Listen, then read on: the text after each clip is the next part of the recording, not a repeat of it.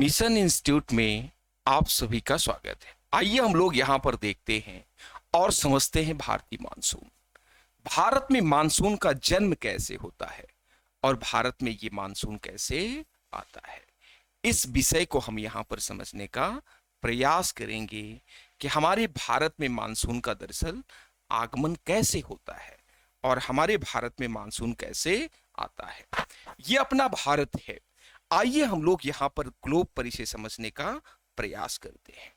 ये हमारी पृथ्वी है और हमारी पृथ्वी के बीचों बीच एक रेखा जाती है जिसे हम कहते हैं विषुवत रेखा। इसके उत्तर में उत्तरी गोलार्ध है ऊपर, और नीचे हमारा दक्षिणी गोलार्ध है। और फिर यहां से हमारी एक रेखा जाती है, उस रेखा को हम लोग कहते हैं, यहां से बिल्कुल होकर के एक रेखा जाती है जिसे हम लोग कहते हैं मकर कर्क रेखा। और आपका जो भारत है वो कहीं ना कहीं इसी कर्क रेखा का राष्ट्र है। इसी कर्क रेखा पर अवस्थित है आपका भारत। तो मानसून शब्द जो आपका है ये अरबी भाषा के मानसीम शब्द से बना हुआ है, जिसका शाब्दिक अर्थ होता है परिवर्तनशील। ऐसी हवाएं जो अस्थाई ना हो और जो परिवर्तनशील हो, उन्हीं को हम कहते हैं मानसूनी हवा। मानसूनी हवा उसे हम कहते हैं। यहां पर जो मानसून भारत में आता है ये कहीं ना कहीं क्या होता है, परिवर्तनशील होता है। तो यहां पर जो हमारा भारत है, तो आप सभी विद्यार्थीगण जानते हैं कि 22 दिसंबर को हमारी सूर्य की किरण हमारे मकर रेखा पर बिल्कुल सीधा पड़ती है। मकर रेखा पर बिल्कुल सीधा पड़ने के कारण कहीं ना कहीं मकर रेखा पर तापमान अधिक होता है, और मकर रेखा के जो राष्ट्र हैं सूर्यातप अधिक प्राप्त करते हैं। इसी कारण से वहां पर गर्मी अधिक होती है और दिसंबर माह में वहां गर्मी महसूस की जाती है। वहीं पर जब आप उत्तरी गोलार्ध में स्थित भारत में देखेंगे, सूर्य की किरण यहां दूर चली गई है। इस कारण से दिसंबर मास में भारत में क्या होता है, ठंडी का मौसम होता है। ठंडी महसूस कर रहे होते हैं आप लोग और अपने उलन क्लोथ निकाल लेते हैं। और फिर यहां पर हम लोग देखें और हम क्या जानते हैं, हमारी सूर्य की किरण धीरे धीरे पुनः आती है। 22 दिसंबर के बाद यहां पर 21 मार्च को हमारी सूर्य की किरण हमारी विषुवत रेखा पर सीधा पड़ती है। अब इस मार्च के बाद से कहीं ना कहीं भारत में मानसून का आहट शुरू हो जाती है। और फिर आप देखेंगे मार्च अप्रैल मई जून, 21 जून को हमारी सूर्य की किरण हमारे भारत की बिल्कुल बीचों बीच पड़ती है।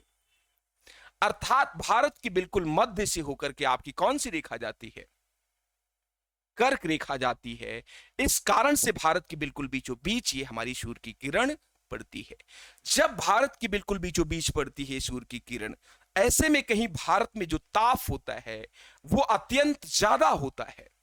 और भारत में मानसून आने और भारत से मानसून जाने का संबंध कहीं ना कहीं सूर्य की किरणों के उत्तरी गोलार्ध में जाने या दक्षिणी गोलार्ध में आने से संबंधित है। ये हमारी सूर्य की किरणें इस प्रकार से मोशन करती रहती हैं। फिर 21 जून को हमारी सूर्य की किरण भारत पर बिल्कुल सीधा पड़ती है। और फिर आप यहां पर देखेंगे जून जुलाई, फिर 23 सितंबर को हमारी सूर्य की किरण पुनः कहां पर सीधा पड़ती है, विषुवत रेखा पर सीधा पड़ती है। तो जब हमारी सूर्य की किरण 21 जून को भारत की मुख्य भूमि पर सीधा पड़ती है, तो पेशावर के आसपास इलाकों में, यहां पर पेशावर के आसपास के एरिया में यलपी का निर्माण हो जाता है, क्योंकि यहां सूर्य का जो तापमान होता है वो अधिक पड़ रहा है, सूर्य का तापमान। और सूर्य का तापमान पड़ने की वजह से यहां पर एलपी का निर्माण हो जाता है। एलपी जब मैं कहता हूं तो इसका मतलब होता है लो प्रेशर बेल्ट।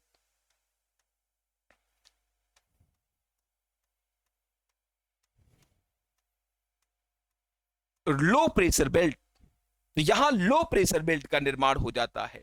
और फिर यहां से हमारी विषुवत रेखा जाती है। यहां से बिल्कुल बीचों बीच होकर के हमारी कौन सी रेखा जाती है, विषुवत रेखा जाती है, यहां से नीचे से भारत के। तो भारत के इस या सूर्य की किरण भारत के बिल्कुल बीचों बीच इस वाले भाग में पड़ रही है। अर्थात 8 राज्यों से होकर के भारत की कर्क रेखा जाती है। सूर्य की किरण कर्क रेखा पर बिल्कुल सीधा चमक रही है। कर्क रेखा पर बिल्कुल सीधा चमक रही है। इस कारण से कहीं ना कहीं आपकी इस वाले एरिया में सूर्य का प्रकाश उतना तीव्र गति से, इस वाले एरिया में सूर्य का प्रकाश अभी नहीं पड़ पा रहा है, यहां बिल्कुल सीधा पड़ रहा है। इस कारण से इस वाले एरिया में किसका निर्माण हो जाता है? एचपी का निर्माण हो जाता है। एचपी का निर्माण इस वाले एरिया में हो जाता है, अर्थात मैं अगर कहूं तो हाई प्रेशर बेल्ट का यहां पर निर्माण हो जाता है।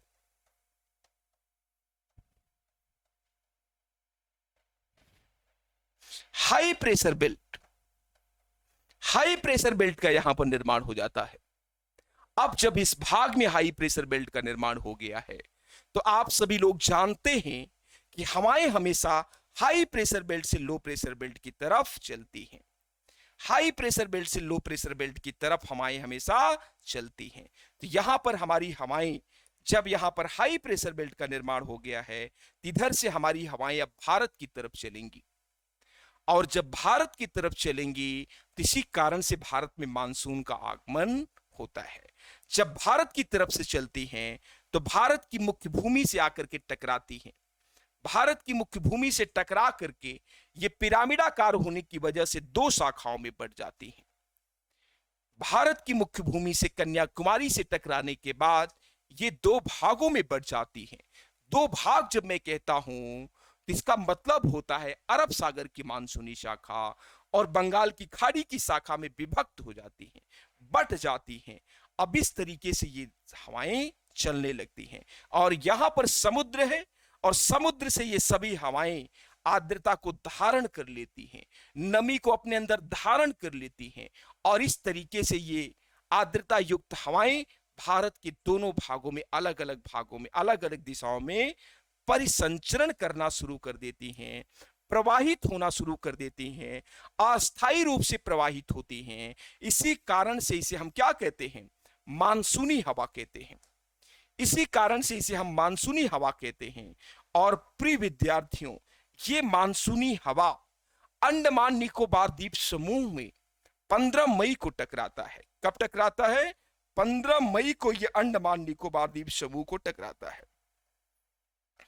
15 मई को हमारे अंडमान निकोबार द्वीप समूह से टकराता है, और 1 जून के लगभग, या अर्थात कहा जाए जून के प्रथम सप्ताह में ये मानसूनी हवाएं, या 1 जून कह सकते हैं, या जून के प्रथम सप्ताह में ये हवाएं कहीं ना कहीं आपके केरल के तट से टकराती हैं, और केरल के तट से टकरा करके ये हवाएं कहीं ना कहीं दो भागों में बट जाती हैं।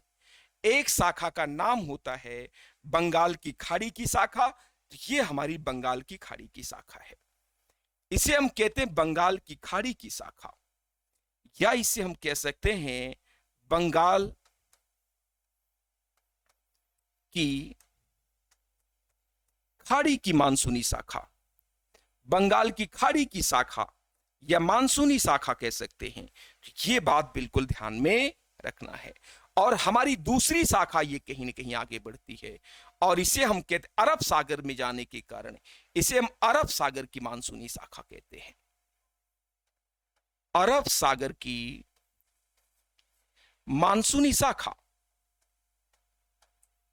ये हमारी अरब सागर की मानसूनी शाखा है। तो यहां से ये कहीं ना कहीं हमारी हवाएं पुनः आगे बढ़ती हैं, और इधर से हमारी हवाएं ये यहां से आगे बढ़ती हैं और भारत में प्रवेश करती हैं। एक बात सभी विद्यार्थी को ध्यान में रखना है, ये हमारी जो शाखाएं हैं, ये कहीं ना कहीं जो हमारी शाखा होती है, ये हमारी मानसूनी शाखा है, ये 60% हवाओं को अपनी तरफ खींचता है। 60% हवाएं इसकी तरफ खींचती हैं, और यहां पर कहीं ना कहीं हम लोग देखें, ये शाखा हमारी सामान्यतः 40% मानसून को अपनी तरफ खींचता है, कैरी ऑन करता है, खींचता है। और फिर यही मानसूनी शाखा आपकी इस पश्चिमी घाट के पास यहां पर पर्वतीय वर्षा के लिए उत्तरदायी है।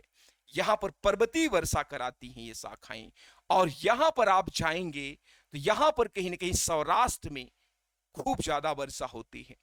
रण के कक्ष में वर्षा कम होती है, क्योंकि वहां पर कोई पहाड़ी और अवरोध नहीं है, इस कारण से वहां पर वर्षा कम होती है। लेकिन सौराष्ट्र गुजरात में बहुत सारी पहाड़ियां होने की वजह से वहां पर कहीं ना कहीं पर्वतीय वर्षा होती है और फिर यही मानसूनी शाखा आगे बढ़ती है और आगे बढ़ करके आप देखेंगे राजस्थान से होते हुए हिमाचल प्रदेश और उत्तराखंड की दिशा में आगे बढ़ती है। यहां से आगे बढ़ करके वो इस दिशा में आगे बढ़ती है, इस तरीके से भारत में प्रवेश करती है। और अरावली पर्वत का विस्तार जो है यहां पर कहीं ना कहीं, अरावली पर्वत का विस्तार अगर हम देखें तो अरावली पर्वत का विस्तार यहां पर जो हम देखने को मिलता है, तो अरावली पर्वत का विस्तार पूर्व से उत्तर से दक्षिण है। इस कारण से कहीं ना कहीं ये हवाएं इसके सीधा पैरेलल निकल जाती हैं और यहां पर वर्षा नहीं करा पाती हैं।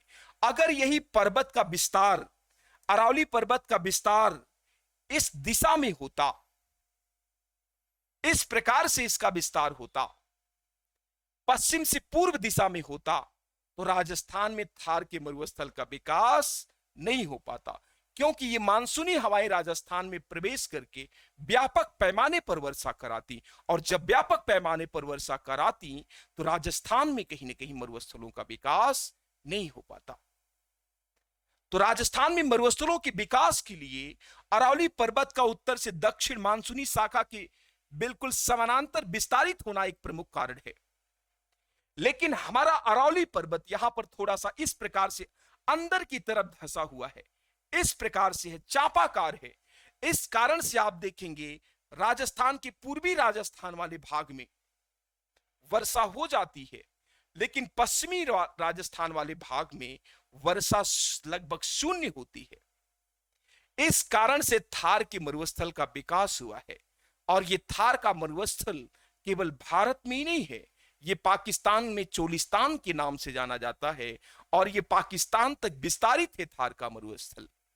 जब भारत कभी एक राष्ट्र हुआ करता था तो ये पूरा का पूरा मरुस्थल भारत के अंतर्गत होता था।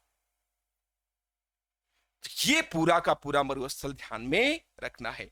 यही अरब सागर की शाखा फिर हिमाचल प्रदेश और उत्तराखंड में जब प्रवेश करती है तो हिमाचल प्रदेश और उत्तराखंड में व्यापक पैमाने पर वर्षा कराती है, क्योंकि वहां पर बहुत सारी पहाड़ियां हैं। ये पहाड़ियां हवाओं को ऊपर चढ़ा देती हैं और इनका एडियाबेटिक टेम्परेचर दर कम हो जाता है। परिणाम स्वरूप हवाओं में आर्द्रता बढ़ती है, सापेक्षिक आर्द्रता, और फिर संघनन होता है, और फिर तत्पश्चात हिमाचल प्रदेश और उत्तराखंड के लोग व्यापक पैमाने पर वर्षा प्राप्त करते हैं, व्यापक पैमाने पर कहीं ना कहीं वर्षा प्राप्त करते हैं। तो इस विषय को ध्यान में रखना है। और फिर यही बंगाल की खाड़ी की शाखा यहां बंगाल से प्रवेश करके इस प्रकार से क्रमशः उत्तर भारत के विभिन्न राज्यों में वर्षा के लिए उत्तरदायी होती है। इसे हम कहते हैं बंगाल की खाड़ी की मानसूनी शाखा। यह शाखा आपके नॉर्थ ईस्ट में, आपकी बांग्लादेश में भी, म्यांमार में भी, इन सारे, लेकिन हम यहां पर जो अध्ययन कर रहे हैं वो भारत को केंद्रित रख करके अध्ययन कर रहे हैं। तो ये मानसूनी शाखा आपकी पश्चिमी बंगाल, फिर यहां पर कहीं ना कहीं आगे बढ़ करके बिहार, और फिर आगे बढ़ करके यहां उत्तर प्रदेश के तमाम भागों में वर्षा के लिए उत्तरदायी है। उत्तर प्रदेश के तमाम क्षेत्रों में कहीं ना कहीं वर्षा कराती है। तो इसे हम कहते हैं बंगाल की खाड़ी की मानसूनी शाखा। यहां पर समुद्र है और इस बंगाल की खाड़ी से आर्द्रता लेकर के इस नॉर्थ ईस्ट वाले एरिया में खूब वर्षा कराती है।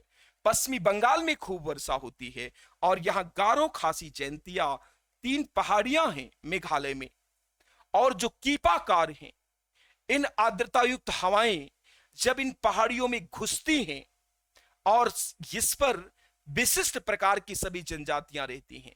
खासी पर खासी जनजाति के लोग, गारो पर गारो जनजाति के लोग, और फिर यहां पर जयंतिया पर जयंतिया जनजाति के लोग रहते हैं। तो ये सभी यहां पर हवाएं कहीं ना कहीं जब प्रवेश करती हैं इस कीपाकार पहाड़ी में, तो वो बाहर नहीं निकल पाती हैं, उनकी सापेक्षिक आर्द्रता में वृद्धि होती है, और तत्पश्चात एडियाबेटिक टेम्परेचर पतन दर भी लागू होता है, और फिर हम सब लोग वर्षा प्राप्त करते हैं। दुनिया की सर्वाधिक वर्षा की जब हम बात करते हैं तो कहीं ना कहीं दुनिया की सर्वाधिक वर्षा पूरी दुनिया की, भारत की ही नहीं, पूरी दुनिया की सर्वाधिक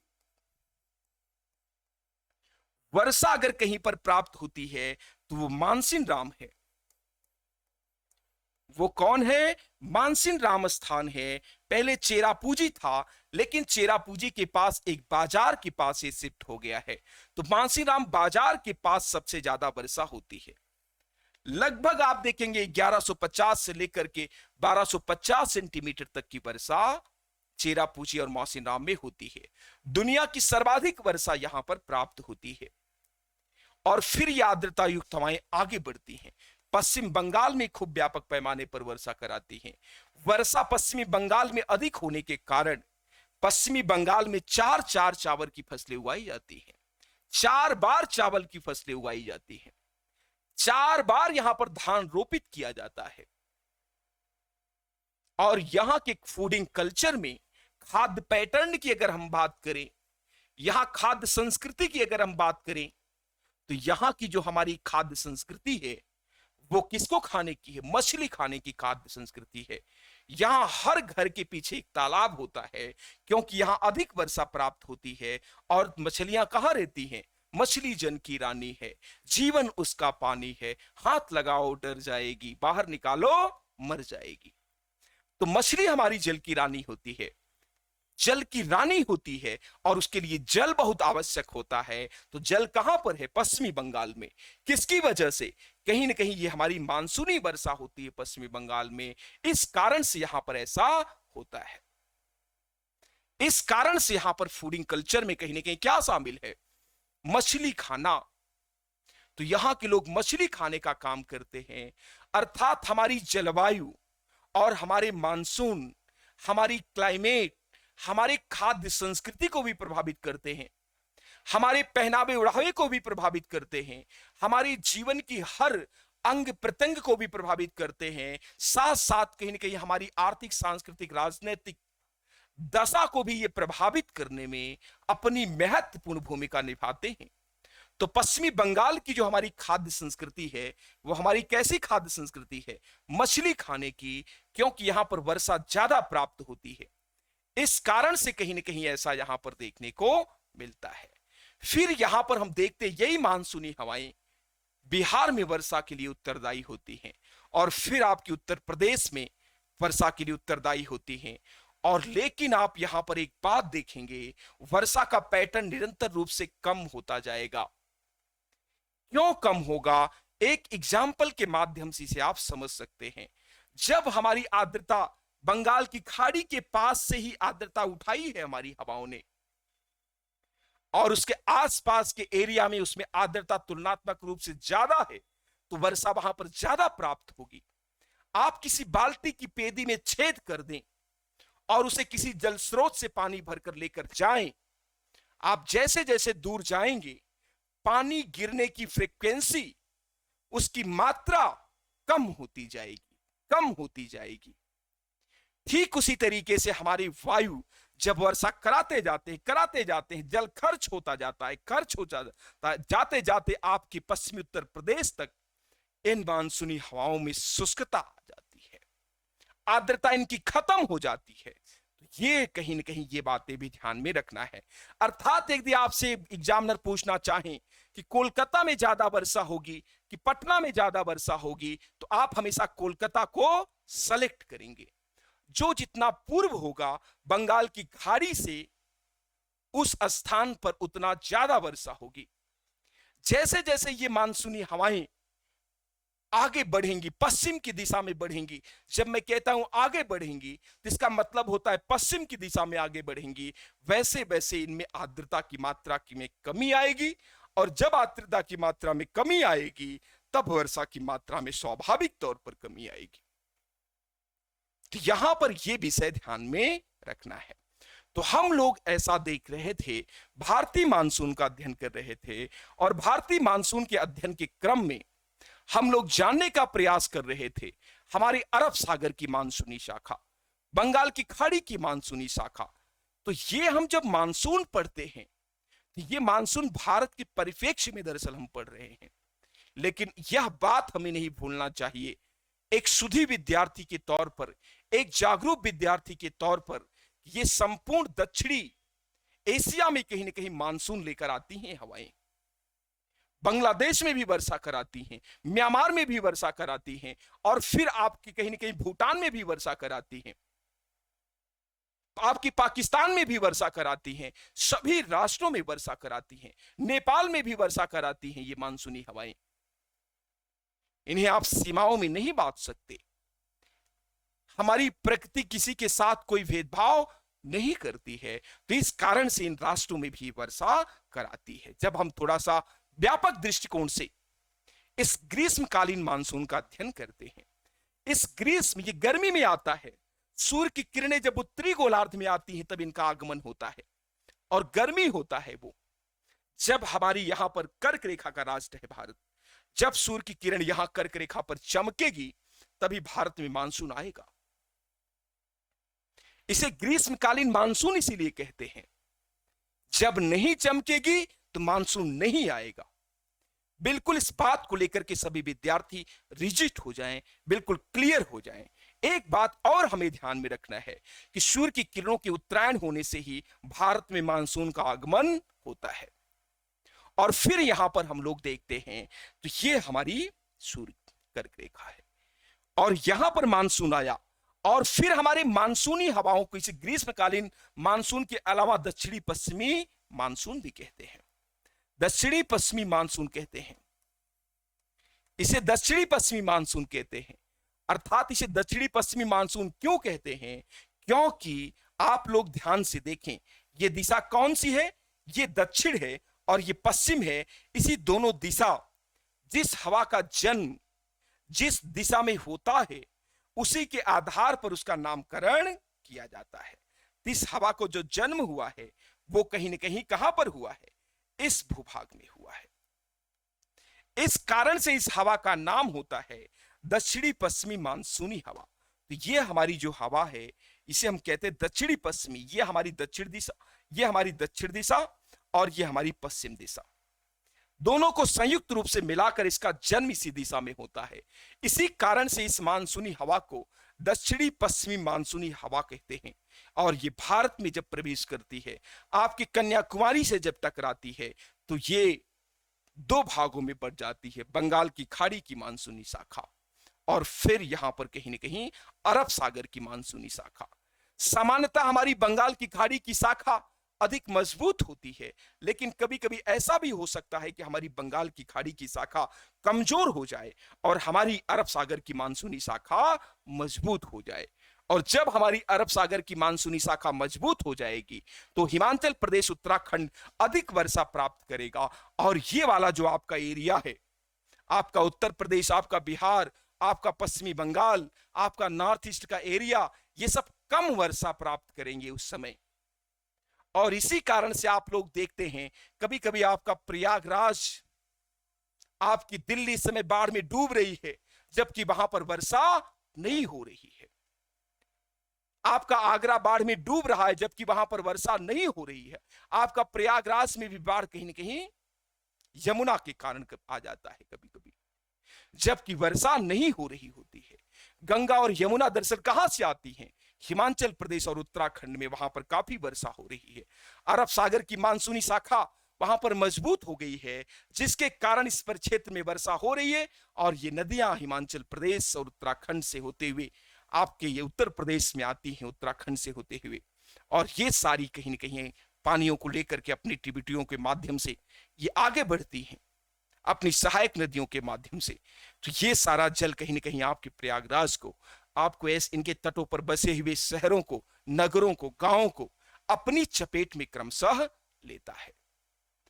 आप महसूस करते हैं कि यहां पर वर्षा भी नहीं हो रही है, फिर भी बाढ़ की चपेट में हम आ रहे हैं। ऐसा आखिर क्यों हो रहा है? तो आप सभी विद्यार्थियों को यह पता होना चाहिए कि हमारी अरब सागर की मानसूनी शाखा इस समय मजबूत हो गई है। अरब सागर की मानसूनी शाखा, बंगाल की खाड़ी की शाखा कमजोर पड़ चुकी है। ये बातें ध्यान में रखना, इसके सारे आयाम को समझकर रखें। जय हिंद, जय भारत।